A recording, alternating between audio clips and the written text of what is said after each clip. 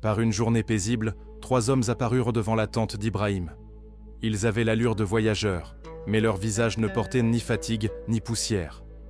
Ibrahim les reçut avec générosité et leur proposa de manger avec lui. Mais ils ne mangèrent pas. Alors la crainte s'installa dans son cœur.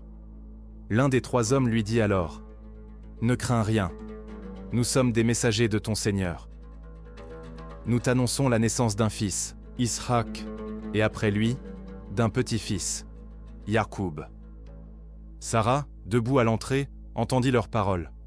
Elle rit d'étonnement et dit : « Vais-je enfanter alors que je suis vieille et que mon époux est un vieillard ?» Mais les anges lui dirent avec bienveillance : « Ne sois pas surprise par ce qu'Allah a décrété. Sa miséricorde est immense, et elle couvre les membres de cette maison. » Ainsi naquit Ishaq, fils du miracle, enfant de la patience, signe de la bonté d'Allah envers ses serviteurs sincères. Il grandit dans une maison baignée de lumière et de sagesse, éduqué par un père qui parlait avec les anges, et qui avait défié les idoles pour l'amour de Dieu. Dès l'enfance, Ishaq connut la vérité, et son cœur fut tourné vers le ciel. Lorsqu'il fut adulte, il épousa Rivka, femme vertueuse issue de sa propre lignée. Mais comme Sarah avant elle, elle ne pouvait concevoir. Alors Ishaq se tourna vers le ciel et invoqua longuement celui qui exauce. Et Allah, dans sa sagesse, répondit à son appel. Elle mit au monde des jumeaux, Aïs, l'aîné, et Yaqub, le cadet. Et Allah choisit Yaqub pour porter le flambeau de la prophétie. Il fut appelé aussi Israël, et ses enfants devinrent les Banu Israël, ce qu'Allah mentionne dans le Coran à de nombreuses reprises.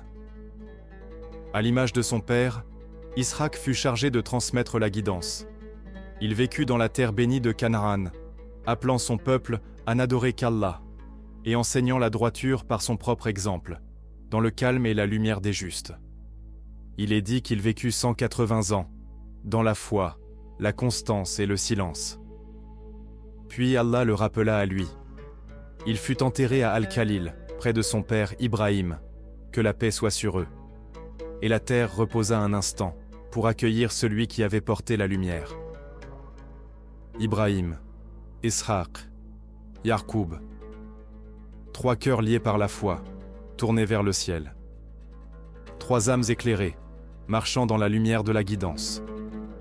Par leur droiture, le message fut transmis, et la bénédiction d'Allah coula à travers leur descendance. Sur eux, la paix, pour l'éternité.